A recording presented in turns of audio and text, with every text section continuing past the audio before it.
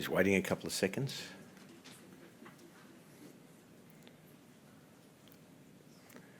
I don't mean to put any pressure on you. Okay. Good morning, everyone, and welcome to the 2024 Highly Accomplished and Lead Teacher Awards Ceremony. I'm Paul Martin, the Chief Executive Officer of the New South Wales Education Standards Authority, or NESA. Someone once said to me that I worked for NASA, and it's slightly different. Some of the roles and responsibilities are not the same. I would like to start by acknowledging that we are on the land of the Gadigal people of the Eora Nation. I pay my respects to elders past and present, and to the children of today, who are the elders of the future. I'd also like to say Happy World Teachers' Day. Room full of educators, couldn't be more proud. I'd firstly like to invite Binui Bales to conduct our Welcome to Country. Thanks, Binui.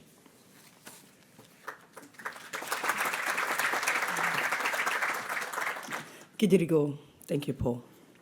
Hey, that rhymed. Before I begin, I just want to greet you in the local language of the Gadigal people. And I'd like for you to return that greeting back to me. Warami.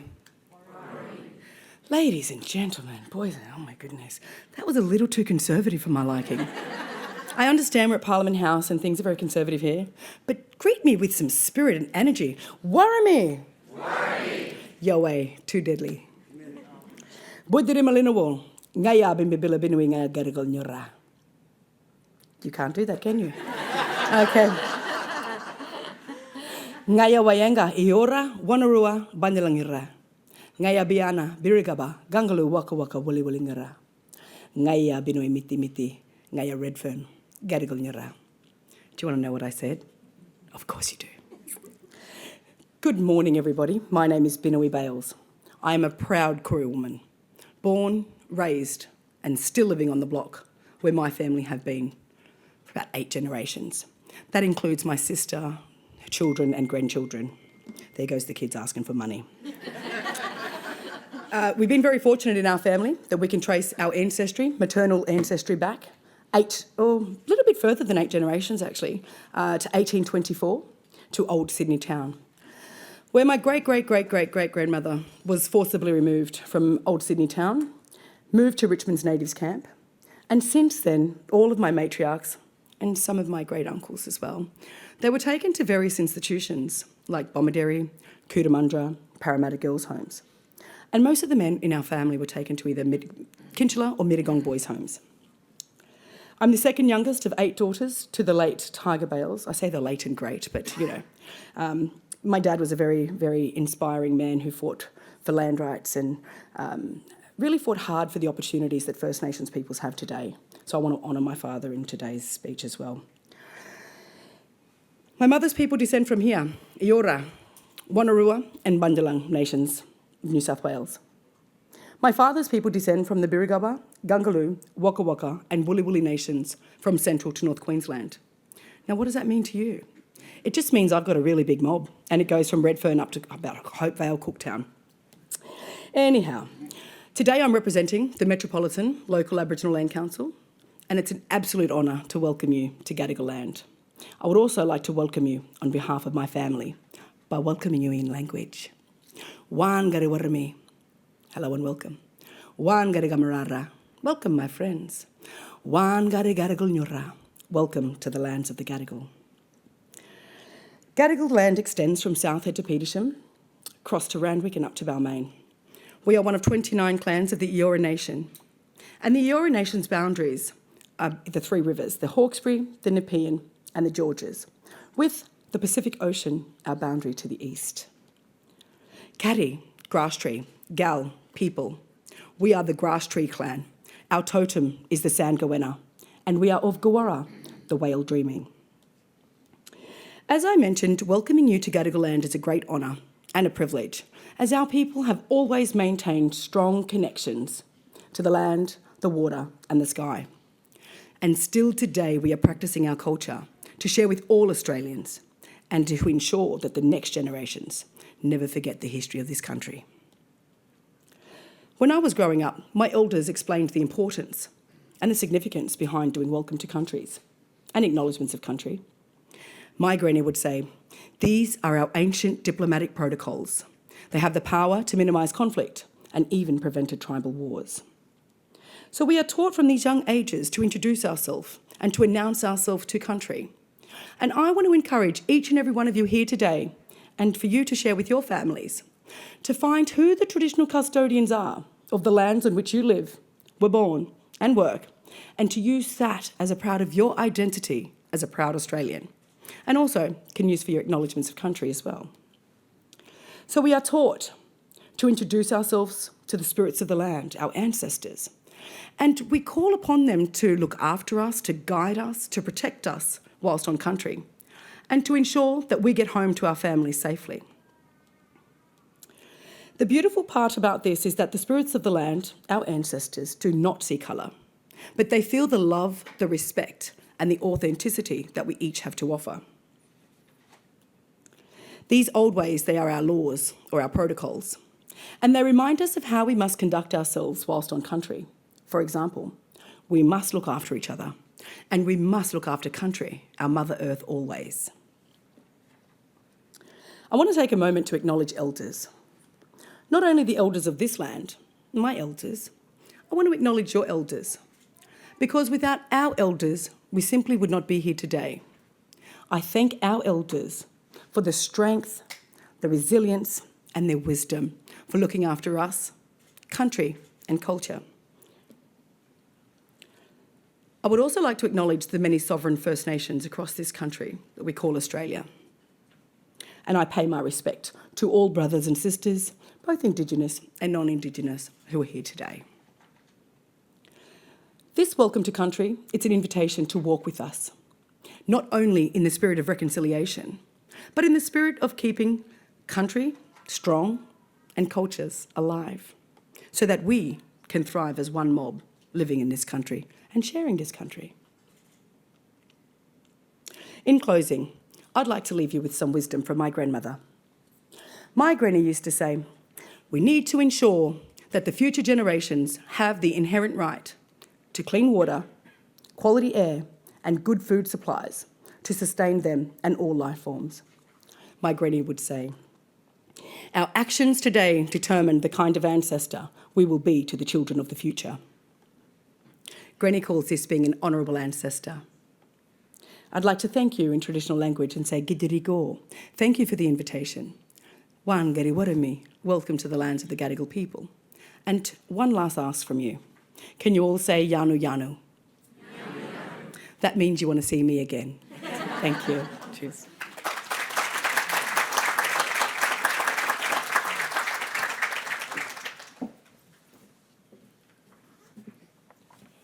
Thank you very much, Binui. I just remark on the lovely musicality of that language. It's always a pleasure to hear. Thank you so much. I'd also like to welcome the official party who are here with us. Mr Greg Warren, Parliamentary Secretary to the Deputy Premier, Chair of the New South Wales Education Standards Authority Board, Professor Peter Shergold, Murat Dizdar, Secretary of the New South Wales Department of Education, Andrew Mellas, representing Catholic Schools New South Wales, and Carolyn Cloak, representing the Association of Independent Schools of New South Wales. Welcome also to the President of the New South Wales HALT Network and 2017 HALT alumni, Emma Mansfield, and Vice President Melinda Haskett. What a pleasure to be here on World Teachers' Day in New South Wales to celebrate our new highly accomplished and lead teachers. Highly accomplished and lead teacher accreditation was introduced in 2010. I was at the Institute of Teachers then when it began. And since then I have watched the HALT network grow from just a small handful to many hundreds. And we need hundreds more, hundreds and hundreds more. A revised HALT process was released in May 2022, and I am pleased to confirm that a further streamlined policy has just been released, which is slightly too late for those people sitting in this room. I heard that at morning tea, but nevertheless, it's a terrific policy and an improvement. We have listened to you. These changes aim to better support teachers pursuing higher levels of accreditation and remove administrative impediments that previously characterised some of the HALT accreditations. The revised policy comes after consultation with teachers, including teachers accredited at HALT, and key education stakeholders. Under the changes, the validity and reliability of the process is maintained, but the amount of evidence required is significantly reduced.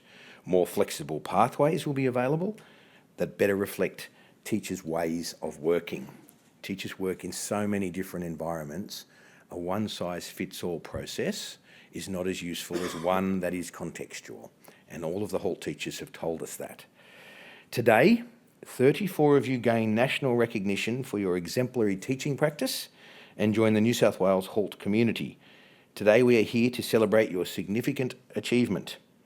To begin our official proceedings, I'd like to welcome the Parliamentary Secretary, Mr. Greg Warren, to say a few words. Thanks, Greg.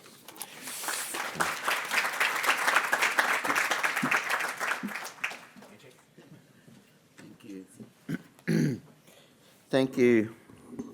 Thanks so much, Paul. I'm delighted to be here today. And Benawee, thank you for your beautiful words and your welcome. And I too acknowledge that we are on the land of the Gadigal people in the Eora Nation, and I acknowledge you and all other fellow Aboriginal people here today and this morning. I'm particularly delighted to be here today, given it's World Teachers' Day, and what an appropriate day to be recognising the most, I think, important or fundamental people in our system. Yes, our students are vital, but our students don't succeed with the efforts of our teachers.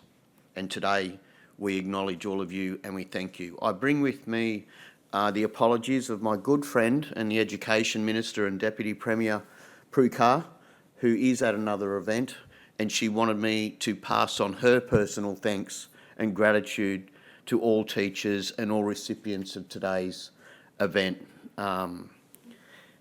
She would be here if she could, but in her absence, I'm delighted to be filling in for her. Murat, good to see you again, the Secretary of Education. Thank you for all your work and the department's hard work, who have made some really good ground. And we know, as a government, as you know, we've still got a lot more work to do, and I appreciate the efforts that you're putting into that. My good friend, Professor Peter Sheargold, good to see you here as the Chair of NESA, as well as everyone else, and all the other distinguished guests. And good to see Catholic education system here as well represented, which I think is something very important. I'm a product of the Catholic education system as a De La Salle old boy. But that was from Dubbo in St John's College, but I also learnt the value of public education and the importance of it. But I learnt, since I've continued my education, how best outcomes are achieved by working together. And I think the entire education system is a very important process by working together to deliver the outcomes that our students need so that they can lay the foundations that they require to build their futures. It's my pleasure to join you this morning and welcome you all to Parliament, of course, to recognise the 34 of our state's very best teachers who have succeeded in gaining the highest levels of national teaching accreditation. I do note that not everyone could be here today, but the 27 that are here, thank you so much for taking the time out of your busy schedule for coming in. Because you've come here to be recognised for this significant achievement, whether you're from Leeton in the west, Port Macquarie up to the north, Sutherland in the south, and Terranora in the far north. You're all welcome here, and I'm delighted you took the time. To be credited as a highly accomplished or lead teacher shows your dedication to your profession. You put up your hands to prove your expertise by completing a rigorous national certified accreditation process. You've shown how your practice aligns to national standards and demonstrated the characteristics of a highly effective and skilled practitioner. You've now joined an exemplary group of around 366, I think it is, teachers in New South Wales and over 1,300 teachers nationally who have attained the higher levels of accreditation. And when you look at those figures, they're quite They're quite amazing, and it does outline how you are joining an elite group. One of our new HALTs, Megan Robinson from St James Primary, pursued HALT after 2 decades as a classroom teacher. She says, many avenues for career advancement pulled teachers away from the classroom, which contradicted my passion. HALT accreditation offers an invaluable opportunity for classroom teachers to engage in continuous self-reflection and collaborative growth, enabling us to refine our practices and enhance our impact on students. This journey of improvement is far from over for me. I eagerly anticipate continued learning alongside my students and colleagues in the years ahead. And I believe that statement by Megan, I think exemplifies and really puts into context the achievements that you have all achieved. Thank you, Megan. I look forward to seeing where this journey of educational improvement will take every HALT here in the room today, and the immeasurable impact you'll continue to have on your students and our children. All of you serve as an inspiration to your colleagues and students and children alike. On behalf of the families, children and students of New South Wales, I want to thank you for stepping up to take up this important role. You're not only advocates for your profession, but you're also mentors for colleagues in your school and services and networks beyond. I congratulate each and every one of you, and I sincerely thank you for having me here today to enjoy this momentous and important occasion. Congratulations, everyone.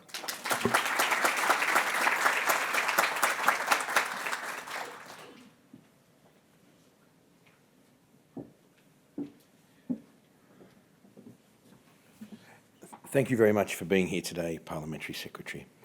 Our next guest has over 30 years' experience as a senior policy advisor in federal and state government. He served as Secretary of the Department of Education, Science and Training from 2001 to 2003. Between 2003 and 2008, he was the Secretary of the Department of the Prime Minister and Cabinet during John Howard's time in office, and as such was the most senior official in the Australian Public Service. In 2007, he was appointed a Companion of the Order of Australia for his service to the community as a significant leader of changes and innovation in the public sector, particularly through the development and implementation of a whole-of-government approach to policy development and program delivery. Since then, he was Chairman of the New South Wales Public Service Commission, and from 2011 to 2022, he served as Chancellor of the University of Western Sydney.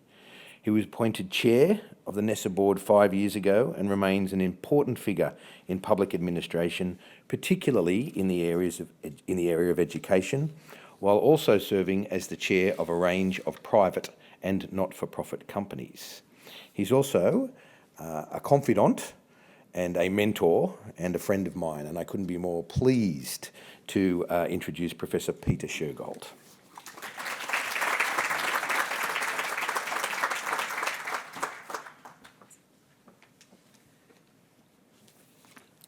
Well, thank you, and it was great to have that thoughtful and engaging welcome from Binawee. In the interest of truth-telling, I'll add just 2 things. When the convict ships pulled in, they didn't hear the Aboriginal people of this area shouting, "Warramie, Warramie, welcome, welcome." We know what they heard, because they recorded it. They heard, "Worry, worry, worry, worry," which means go away, go away. The second part of truth is this word, Eora, on Eora land. And here again is great colonial misunderstanding. The newcomers asked the Aboriginal people here, "Who are you?" They responded, "Eora." Ah, thought the colonists, this must be the Eora tribe.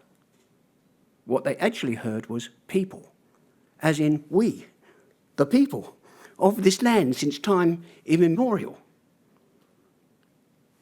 I think both of those are part of the truths that we are now building in to our curriculum here in New South Wales. I stand before you, Paul, as a man of a certain age, feeling a need to unburden myself of a lifetime secret. I've been fortunate, as you pointed out, to enjoy a series of successful careers that have provided me with intellectual fulfilment and a sense of public purpose in public administration, in business, in charitable endeavour, and, of course, most importantly, in education. But behind those apparent attainments lurks a dark truth. I was a poor student at school. No, if this is to be my moment of confession, I need to be more honest. I was a bad student, poorly disciplined, frequently bored, occasionally disruptive. My school report said with relentless regularity that I could try harder.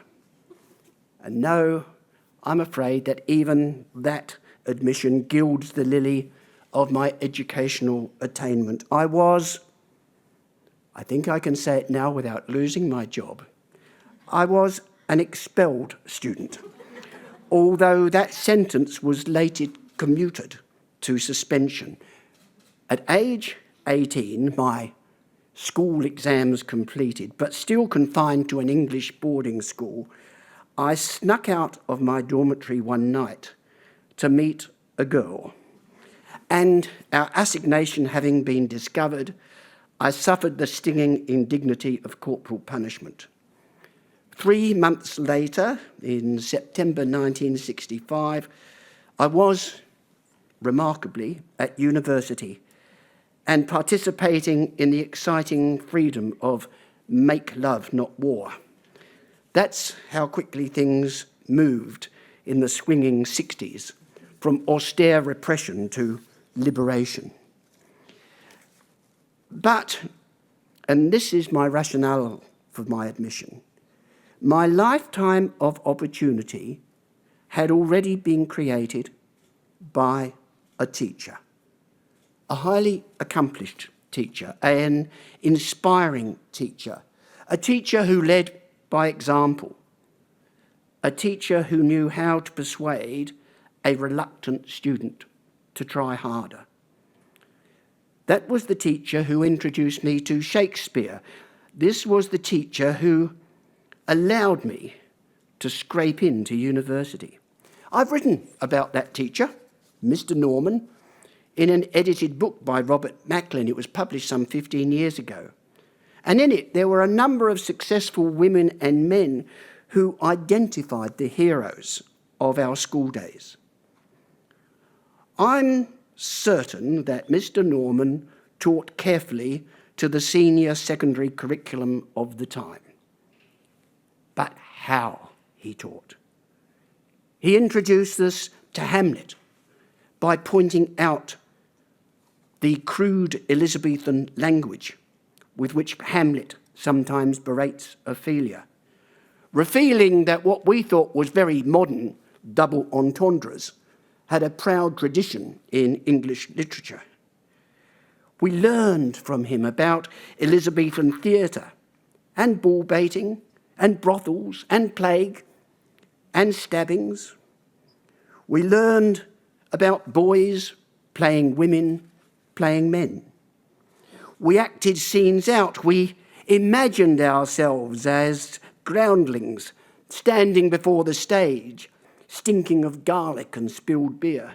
We were captured by the drama and the violence and the love and, yes, eventually, the poetry of Shakespeare. My friend Nick, who later became an editor at the Vancouver Sun, even came to refer to Shakespeare as William in his essays. Mr. Norman had persuaded us that Shakespeare was one of us, and my world had opened for the better. Learning, I had realised, could be fun. And now I find myself, many years on, a regulator of teachers, as the chair of NESA. I can no longer imagine myself as Romeo or Henry V or even the ageing Prospero. Rather, I stand before you as the dull, administrative, interfering busybody Polonius, watching on from behind the arras. And yet, I'm not sure I deserve the death by sword that awaits. I enjoy this job. I am persuaded that regulation done well, two important words, regulation done well is an important part of governance. It ensures mums and dads that the considerable public investment in their children's education is being well spent, and that their sons and daughters are able to learn in a safe and encouraging environment.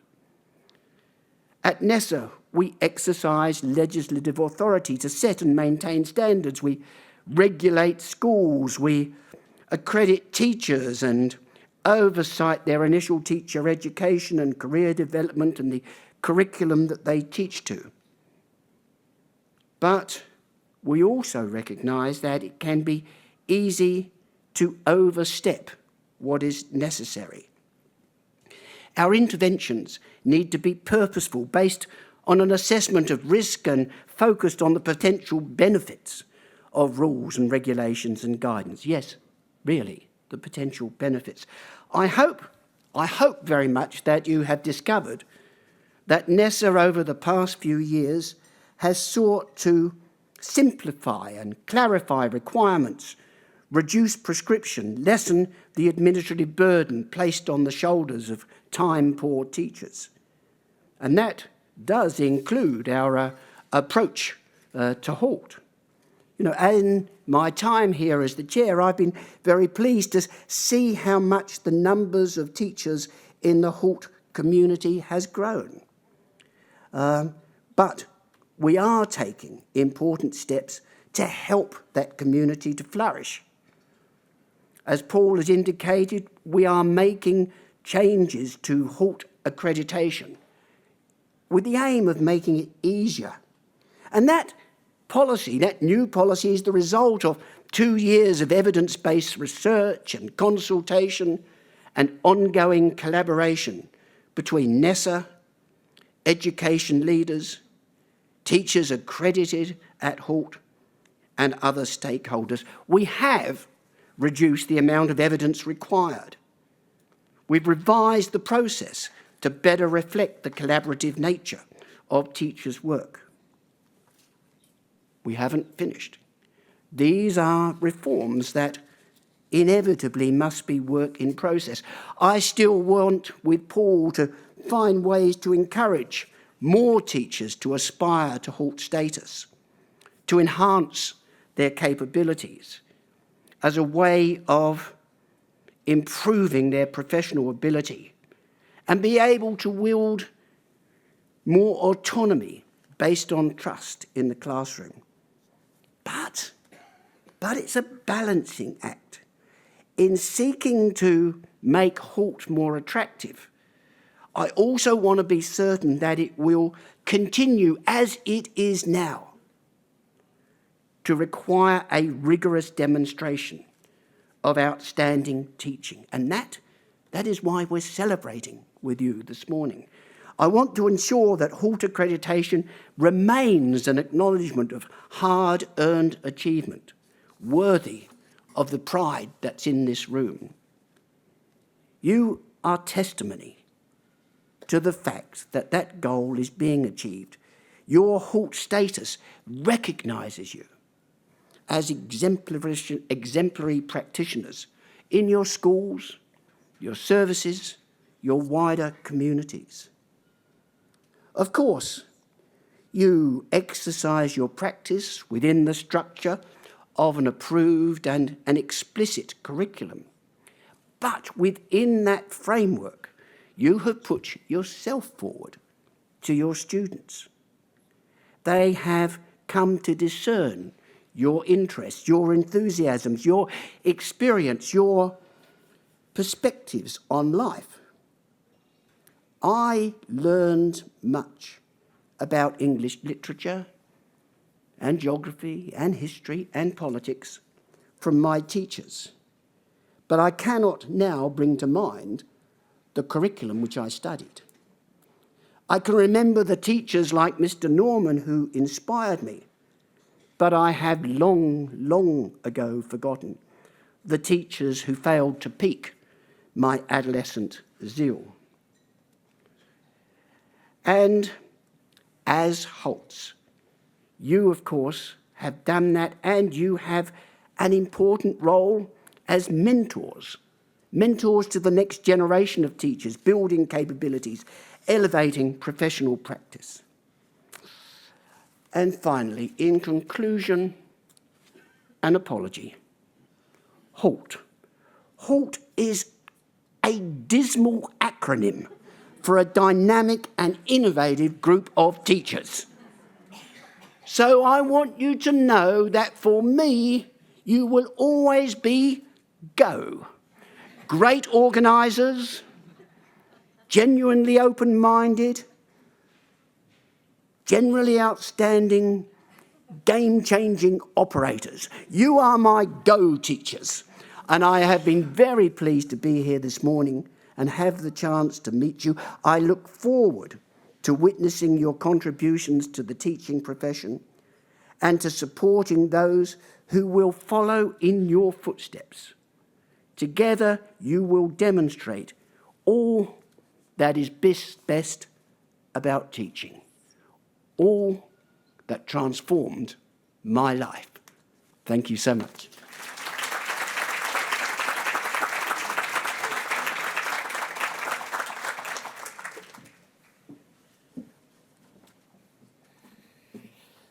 Thank you very much, Peter.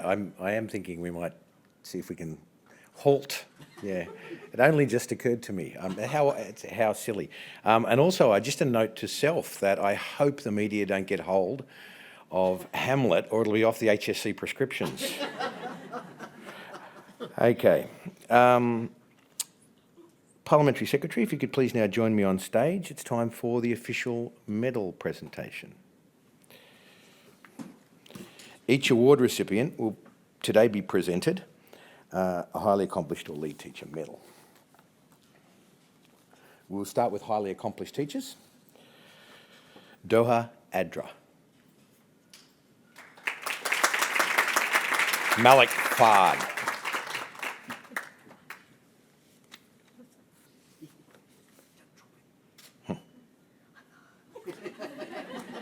Angela Coleman, St Charles Catholic Primary School.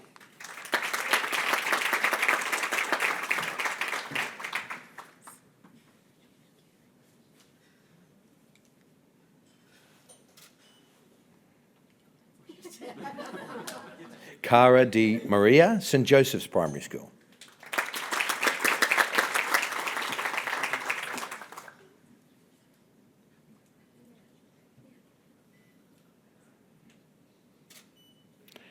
Veronica DeCourt, Callaghan College, Waratah Technology Campus, who can't be with us today. Gabrielle Devine, Our Lady of Fatima, Catholic Primary School.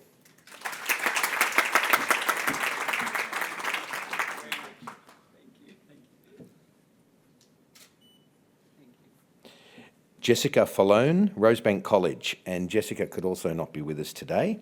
Katie Fraser, Brookvale Public School.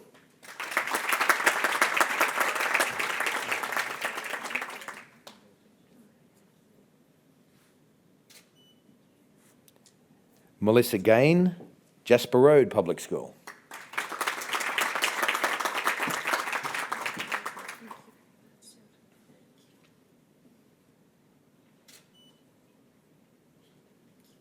Sally Gorman, Randwick Girls High School.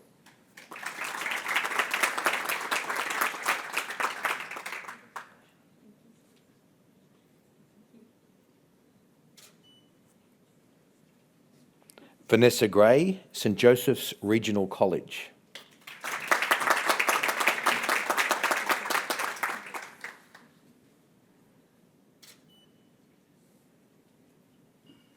Sean Hassett, Holy Name Primary School, and one of the few people in the room with a decent haircut.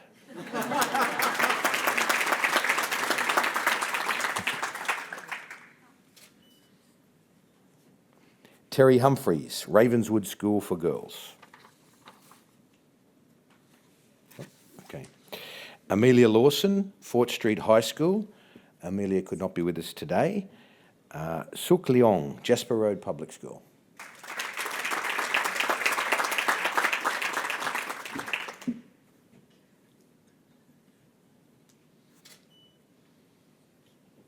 Rosalind Lim, Eastwood Public School.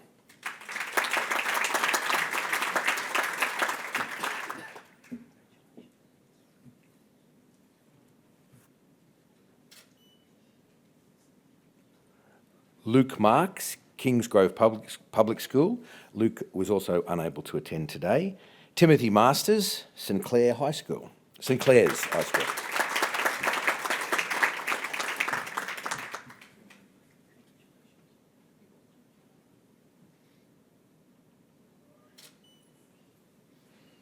Betty Nguyen, Parramatta Public School.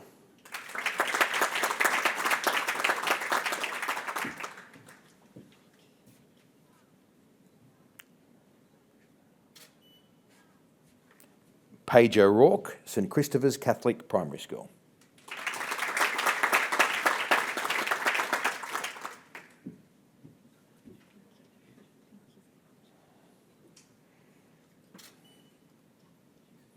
Lisa Otterson, Grafton High School.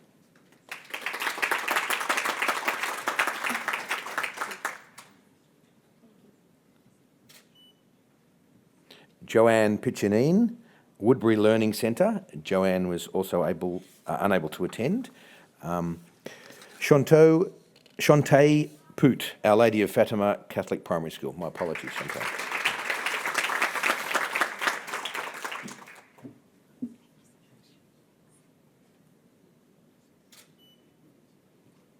Jessica Price, International Grammar School.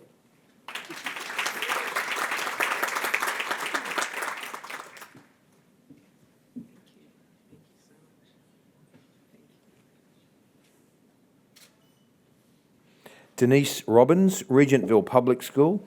Denise gained accreditation in 2020 and has waited 5 years for this moment. Congratulations.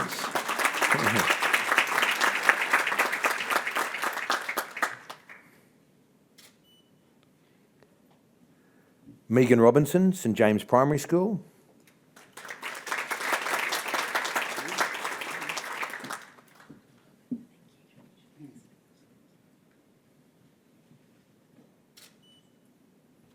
Tracy Stancliffe, Mercy Catholic College.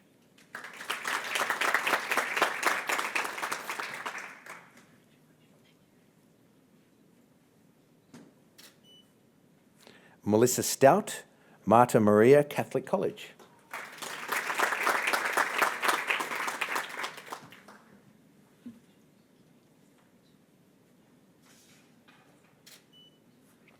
Claire Walsh, Erina High School. Claire is an apology for today. Amji Jada, Gordon West Public School.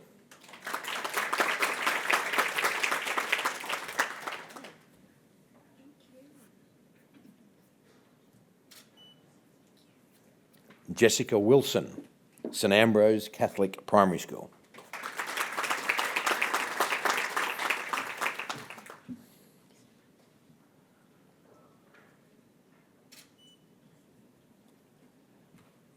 And congratulations then to all of our new highly accomplished teachers. Now to the lead teachers, Genevieve Camino, Skeggs Redlands.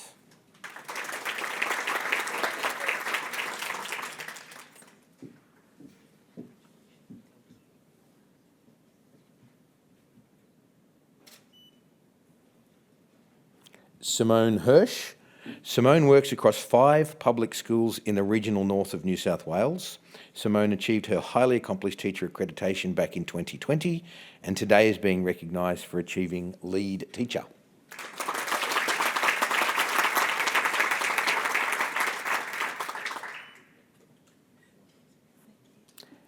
Stephanie Tom, St John the Apostle Catholic Primary School, and this is Stephanie's second year in a row on this stage, having been awarded her highly accomplished medal last year. Welcome back, Stephanie.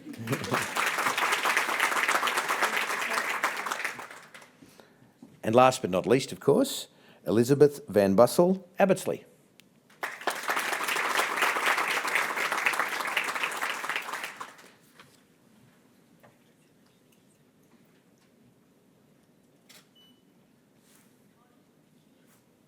Congratulations to all our new lead teachers.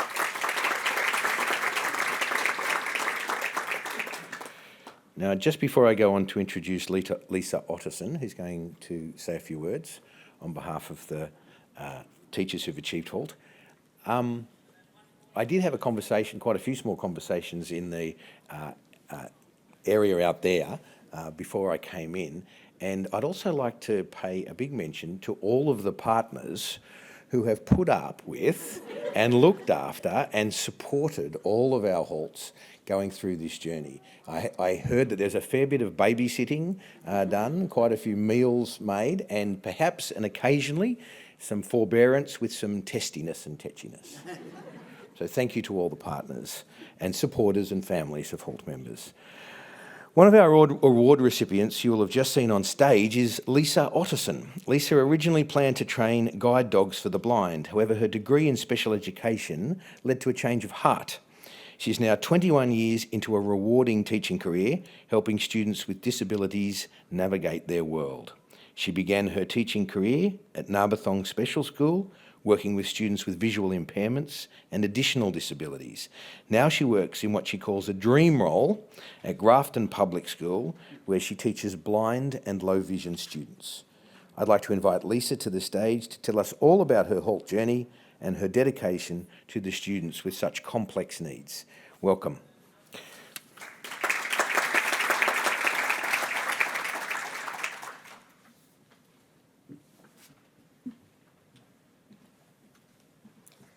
Thank you, Paul, for that introduction. Grafton High School. I would also like to acknowledge the traditional owners of the land that we are on today and pay my respects to elders past and present. I acknowledge that we are on the land of the Gadigal people of the Eora Nation. Esteemed guests, fellow HALTs, ladies and gentlemen, thank you for having me here today. First, let me extend my heartfelt congratulations to you, the class of 2024, on achieving your highly accomplished or lead teacher accreditation. As highly accomplished and lead teachers, you have persevered through challenges, you have adapted to the ever-changing landscape of education, and shown an unwavering commitment to making a difference. The HALT process is no small feat, and for many it comes with unique challenges. Am I too fast? Historically, the HALT process posed challenges for itinerant specialist teachers like me. My role as a specialist teacher vision involves supporting a small number of students from various schools. So I work across schools even though I'm based at Grafton High, from preschool age right through to stage 6 or year 12. In my position, implementing whole school changes can be difficult. After all, vision is the primary sense used for learning and for most teaching methods. But my role requires shifting that focus to how best to support students with low or no vision who need different approaches to thrive. I help to educate principals, classroom teachers, and student learning and support officers. Fortunately, the HALT accreditation process, now I can't see these, so I'm going to just check here we go. Fortunately, the HALT accreditation process is now inclusive of itinerant teachers like me and my amazing colleagues. And this is awesome because I'm all about inclusion, as you can see. Talking about respecting your elders, my parents were both teachers, and while I was completing my HSC, my father returned to university, I've gone ahead too far, to earn a special education degree. While studying, he came across the starfish story and he shared it with me. Lauren Isley's simple yet powerful story has been adapted countless times and I loved it immediately.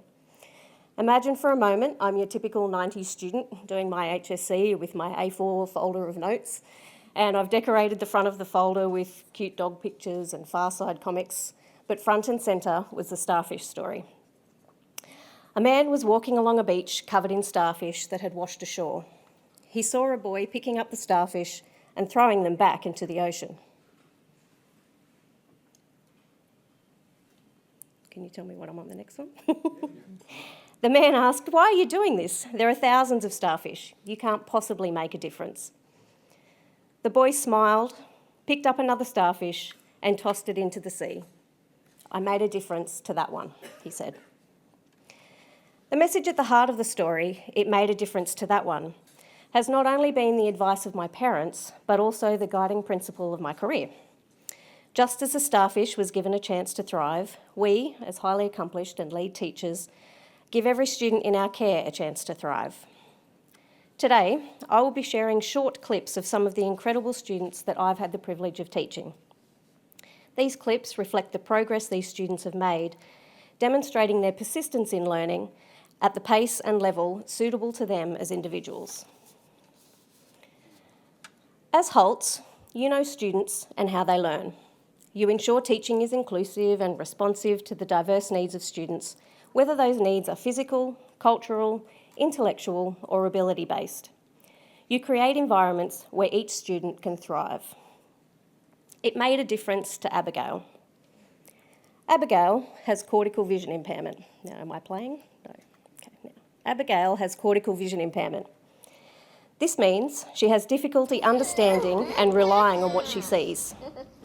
Watch as she reaches for the tower to knock it down, but when I move the tower to the other side, she no longer sees it. Straight away, anyway.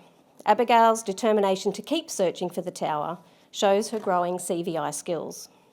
And she's got that gorgeous little giggle. Isn't she beautiful? The learning environment was set up to meet Abigail's specific needs. As highly accomplished or lead teachers, you know the content and how to teach it. You foster a collaborative work environment where teachers share knowledge, resources, and innovative practices, and by doing so, you've not only improved the quality of teaching, but also empowered your colleagues to meet diverse needs more effectively. It made a difference to my high school colleagues, who graciously wore a range of silly blindfolds and made themselves feel vulnerable to practice the correct sighted guide technique with each other. This was in preparation for welcoming a Year 7 student who was blind. Their hands-on preparation ensured that the future student received quality in her interactions and empowered the staff to meet her diverse needs. As highly accomplished or lead teachers, you plan for and implement effective teaching and learning. You've supported your peers in selecting strategies that develop critical thinking and problem-solving skills while using ICT and diverse communication methods to engage all learners. It made a difference to Lachlan. Lachlan has multiple disabilities, including blindness. Here, he learns cause and effect. With each press of the switch that turns on the fan, Lachlan experiences the joy of discovery and control. This builds essential skills that will support his journey towards greater independence. My colleagues and I adjusted Lachlan's teaching program to engage him in productive learning. As highly accomplished or lead teachers, you create and maintain supportive and safe learning environments. You model inclusive practices and support your colleagues in engaging every student. You ensure that all learners feel valued, and you've effectively implemented school policies to guarantee student safety and well-being while promoting responsible ICT use. It made a difference to Charlotte's learning experience, which was transformed by her use of the Braille Sense 6 tablet. This is a Polaris. It has Braille. It has a voice. It's pretty much like a human, but doesn't breathe. With the help of this technology, Charlotte can access the same materials as her peers through Google Classroom. Multiple choice answers, typing up sentences. So she types, "The quick brown fox jumps over the lazy dog." She seamlessly gets and gives her work in Braille, even though her teacher uses print.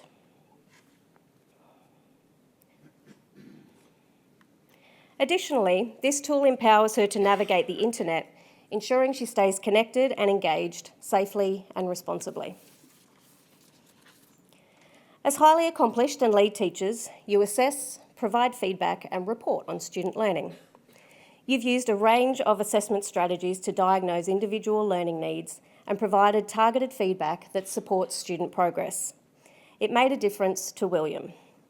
Now you'll be able to see in this one that the footage quality changes because William ages over this.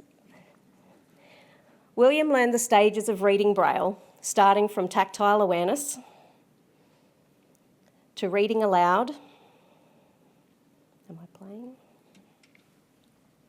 Ask her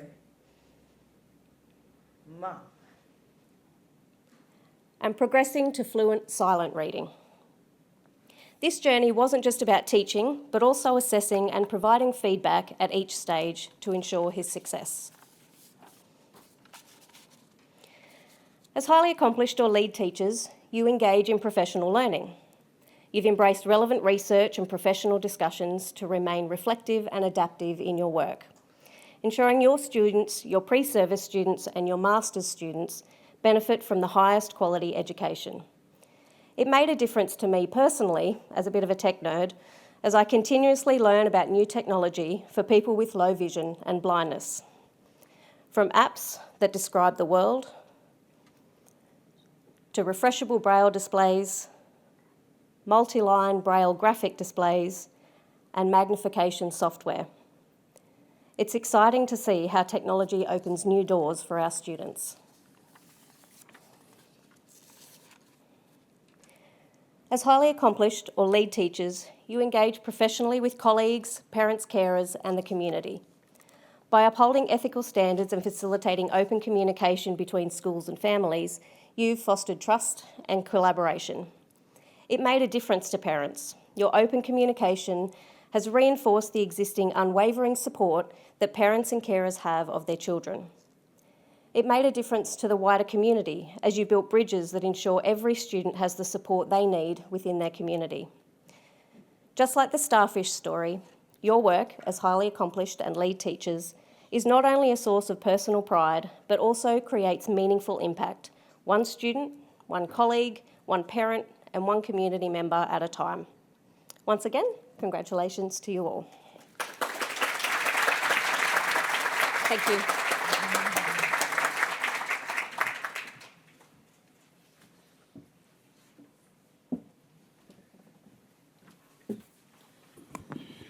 Thank you, Lisa. That was genuinely humbling. It was amazing. Thank you very much. I probably shouldn't say it, but in a world that can be full of conflict and division, schools and teachers bring the community in all its diversity together, and you do good every single day. So again, congratulations on World Teachers' Day. We're coming to the end. I'd like to thank the Parliamentary Secretary, Greg Warren, for joining us. I know we share an appreciation for great teaching and are committed to supporting the work we're all doing to further student and child outcomes. Thank you to our sector representatives and special guest speakers, Professor Peter Shergold, Lisa Otterson and Binui Bales. Thank you to everyone watching online, and a very happy World Teachers' Day in New South Wales to every early childhood, primary and secondary teacher across our state. We're now going to take our group photo under the bright tapestry. Oh, to my left it says. Which one are we going? That way? That way. To the tapestry. Yeah, okay. My apologies. I wasn't a bad teacher, but I'm not a great learner. We're going to take a group photo over under the bright tapestry to my left. So could I ask our guest speakers, sector head reps and HALT awardees to please remain seated. Guests, please make your way to enjoy some lunch out here, and the rest of us will be told what to do under the tapestry. Thank you very much, everybody.